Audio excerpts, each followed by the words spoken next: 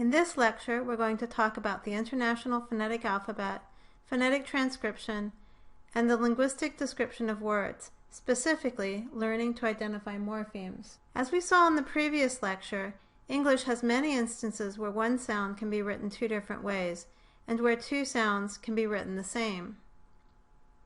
The International Phonetic Alphabet, or IPA, is a special writing system where every symbol represents a single speech sound, and every speech sound is assigned a different symbol. In other words, there are no groups of allographs or different ways of writing the same sound, like there are in ordinary English spelling. Furthermore, the International Phonetic Alphabet was designed so that anyone can learn to write down and identify the sounds of any language in the world. So, if two sounds are the same in two different languages, then they will be represented by the same symbol in the IPA, no matter what their symbols are in the writing systems of each language. And any time a new sound is discovered in a language, a new symbol has to be created in the International Phonetic Alphabet. This slide shows my favorite meme, the linguist llama. We're going to be seeing a bit more of him in this course, and I hope, like me, from now on, whenever you see IPA beer, you'll think of the IPA, not beer. In the next couple of slides, I'm going to tell you a few facts about the International Phonetic Alphabet and some rules for transcription. First of all, it can get confusing trying to determine whether something we see written down refers to a word in English spelling or its transcription in the IPA. To help with this, we use special symbols when we are doing phonetic transcription. Phonetic transcriptions are always written down either between slashes or brackets. We'll talk more about the difference between these, but for now, all of our transcriptions will use the slashes. To identify a word in its English spelling, we'll put the letters in quotation marks. Over the next few slides, I'm going to briefly go over the symbols in the IPA alphabet for the sounds that we will cover in the next few weeks. Some of the symbols will be familiar to you from English spelling and will seem to correspond with their sounds pretty well. Most of these cases will be for the consonant sounds.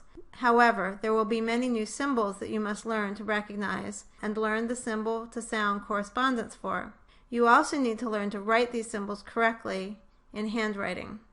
Some of the IPA symbols, particularly for some of the vowel sounds, will look familiar, but will correspond to different sounds than what you might expect. However, if you know French or Spanish, some of these symbols may match the spelling of sounds from that language.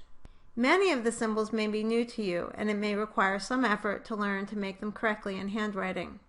You will be given feedback about your attempts to write the phonemes in your own handwriting. Some of that feedback might seem picky to you, but many common variations that would be acceptable when writing in English can be the same or similar to other IPA symbols, possibly even ones that you won't learn in this class.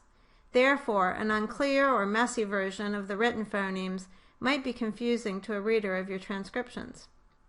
Remember, when you are transcribing, you may be writing down differences in pronunciation that won't even make a real word. So your reader can't use context to determine what letter you meant, like they can in regular handwriting. In your book, and in a handout posted online, there is a word list with sample words for each phoneme. The IPA charts in the book show more phonemes than the ones we're going to use in this class. You should have a handout with phoneme charts for the vowels and consonants that show just the symbols that we're going to use in this class. This slide shows the IPA symbols in a chart for the consonants that we're going to use in this class. The first column of the chart shows the way in which each sound is produced. The top row lists the places of articulation for each sound, and each sound is labeled according to whether it is voiceless or voiced. We're going to talk about these features of each sound later in the course in more detail. I'm going to say each sound, starting with the row labeled stop. It may help to see my lips when I say each one, which is why I've turned on the web camera for this lecture. I'll say a word as an example for each one. Here we go. First are the stop sounds. The first sound is P, as in pop. The next sound is B, as in bob. Next is T, as in top. D, as in dog. K, as in cop. G, as in God. And finally, the glottal stop, which is the middle sound in uh-oh. In the next row are the fricative sounds. They are f as in frog, v as in violin, th as in think, th as in there, s as in Sam, z as in zebra, sh as in show, zh as in the middle sound in treasure, and h as in happy. In the third row are the two affricate sounds, ch as in chocolate, and j as in job. In the next row are the nasal sounds, m as in Mary, n as in nap, and ng as in the last sound in ring. The fifth row are the liquid sounds, l as in laugh, and as in rob, the first sound in rob. Finally, in the last row are the glide sounds, w as in what, and y as in young. This slide shows the IPA symbols in a chart for the vowels that we're going to use in this class. The chart is divided into 3 main rows labeled high, mid, and low, according to how high the jaw is when they're produced. This chart is also divided into 3 main columns, front, central, and back, which indicates the position of the tongue within the mouth during their production, whether it is more towards the front of the mouth or the back of the mouth. Again, we're going to talk about these features later in the course in more detail. Now I'll say each of the vowels for you. Here we go. The front vowels are E as in bead, I as in bid, A as in bade, E as in bed, and A as in bad. Going down the back vowels are Oo as in food, U as in foot, O as in boat, Aw as in bought, and Ah as in Bob or father. You might have a hard time at first distinguishing between the Ah sound as in Bob and the Aw sound as in bought, but with practice you will catch on. One thing that helps is that the Ah sound as in Bob is produced with the lips not rounded. The Aw sound as in bought is produced with the lips rounded. To practice making the difference between the two, say the Ah sound and then move your jaw up a little and round your lips and push them out a little bit and say the sound again, like this. Ah, aw, ah, aw. With your lips rounded, you should get the aw sound. In my dialect, I make that sound in a lot of words, like caught and fought and bought. You might not make this sound and instead produce them more like caught and fought and bought. You are most likely to make the aw sound in words with vowels spelt with the letters AW, like law and draw, and in words that end in ALL, like fall, call, and maul. The first 2 central vowels are the stressed and unstressed versions of the sound. The stressed version occurs in stressed syllables. It is the vowel in bud, and we call it symbol turned V because it looks like an upside down V. The unstressed version is the second vowel in the word sofa, and we call it symbol schwa. It looks like a backwards and upside down E. The other 2 central vowels are the stressed and unstressed versions of the vowel. The stressed version occurs in stressed syllables, and it's the vowel in the word bird. It's not the same as the R consonant that occurs in the beginning of the word red. Red versus bird. The unstressed version of the vowel is the second vowel in mother or butter. The last 3 vowel sounds are on the bottom right of the slide, and they are I as in ride, ow as in loud, and oi as in boy. We call these 3 vowels the strong diphthongs. If you make these sounds and hold your fingers on your chin as you say them, you can notice how your jaw changes position as you say them. I, ow, oi. It is this change in position during production that makes them diphthongs. That is why we transcribe them with two symbols. The I sound moves from a low central to a high front position as you say it. The owl sound moves from a low central to a high back position as you say it. And the oi sound goes from a lower mid back to a high front position as you say it. So you raised your jaw during the production of each of these sounds. Notice that the A sound and the O sound also have two symbols in their transcription. That's because they also change articulatory position somewhat during their production. In both of them, A and O, the jaw moves to a slightly higher position during their production, but not nearly as much as for the strong diphthongs. That's why we call them the weak diphthongs. In this slide, the Linguist Llama is showing us one of the hazards of doing phonetics. If you're saying these words and sounds along with me, you might have to explain to someone that no, you're not having a stroke, you're just learning phonetics. Another thing you might notice if you look at some phonetic transcriptions of some words or sentences is that we don't use punctuation when transcribing an IPA. When we transcribe phonetically, the normal rules of capitalization and punctuation don't apply.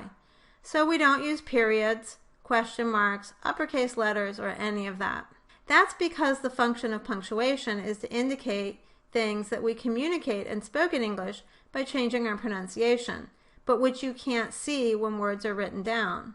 For example, we use commas where we typically would have a pause in speaking, and we use question marks where we would normally have a change in pitch when speaking to tell someone that it's a question. Instead of punctuation, we have special characters in IPA to indicate pauses, emphasis, and changes in pitch, and other things that punctuation is used to signal in written English. However, since we're transcribing exactly what is spoken, if a person doesn't produce a pause where there should be one, for example, then we don't write it down. We only write it down if it actually happens. Another thing that might seem strange is that we don't put spaces between words typically in phonetic transcription. That's because we don't actually pause between words in real speech, and sometimes sounds are shared across two words, like in the phrase good dog. The problem here is that I only produced one D in good dog, and if I put a space between the words in my phonetic transcription, I would have to decide if that D belonged to good or dog, when really it belongs to both of them. The next couple slides have some transcription tips and notes about things that are different in the way we're going to write a couple of the symbols and the way that the book uses them. First, the website that I've listed at the top of this slide is a really good one for helping you learn the English phonemes and their symbols. For each symbol, it will show you the IPA transcription, play a recording of the sound in a word, and show you a video of a person saying the word. The first difference between how we will transcribe sounds and the way the book does it is that the book says to use the two E and I symbols for the A sound when the vowel is stressed, like in the words bake and baker, but to use the letter E alone when the vowel is unstressed, like in the word rebate. For now, we are doing phonemic or phoneme-only transcription. These two sounds are not contrastive in English, so we are going to use the same symbol, the letters E and I, for both the vowel in baker and the vowel in rebate. Similarly, unlike the book, we will use the two-symbol OU version for the stressed vowel in boater and for the unstressed version of the vowel in okay. Later on, when we do narrow transcription, we may use these alternate versions of the letter E and the letter O alone, particularly for speech produced by learners of English as a second language.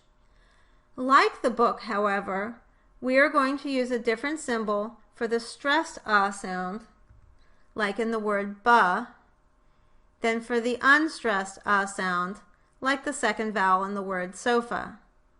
Also, we will use a different symbol for the stressed sound, like in bird, than for the unstressed sound, like the second vowel in butter. So far, we've covered the material up through exercises 2.1, 2.2, and 2.5 through 2.7. If you haven't done these exercises yet, you should pause here or at the end of this recording and complete those exercises, and then check your answers with the key in the back of the book. If you're not getting the right answers, you need to review the reading, listen to the lecture again, or ask some questions by posting on the discussion board. The last topic in this lecture is about the linguistic description of words. Let's think about what it means to know a word. What knowledge do you need to have in your head to use that word correctly and to understand it when other people use it? Well, you need to know the meaning of the word and what it refers to. If you're going to write it, you need to know its spelling.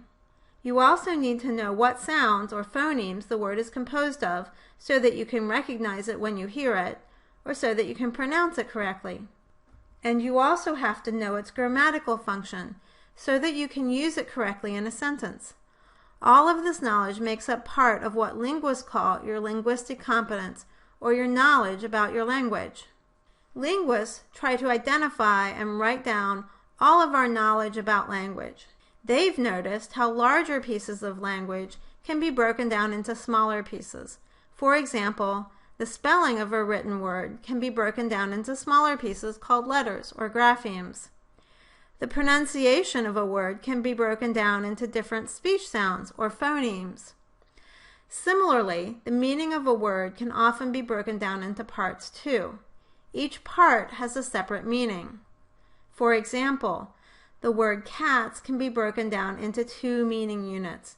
The first one is the base or main unit, cat, meaning the thing with 4 legs, fur, and whiskers that goes meow.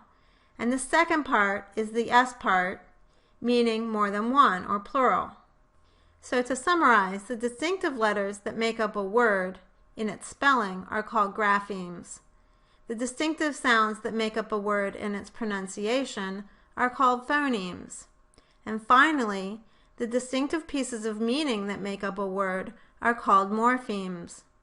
So you might have noticed how this "eem" part of the word seems to mean the little distinctive pieces.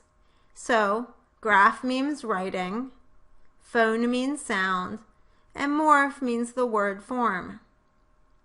At this point, you could pause and complete exercises 2.3 and 2.4 in the book and check your work with the key in the back of the book. Again, if you're not getting the right answers, you should review the reading, this lecture, or post a question in the discussion board. Here's an exercise to try on your own. For each of the words in the quotation marks, try to find as many words as you can that share the same base morpheme and write them down. Remember, you're not doing a word search. It's not just about shared spelling. For 2 words to share the morpheme, you need to be able to show a connection between the root morpheme or base morpheme in all of the words. Sometimes it can be tricky. For example, decent and decency are definitely related, but I don't think decent and recent are related. However, I do think deduce and reduce are related, even though there's no word D-U-C-E or deuce that can stand on its own.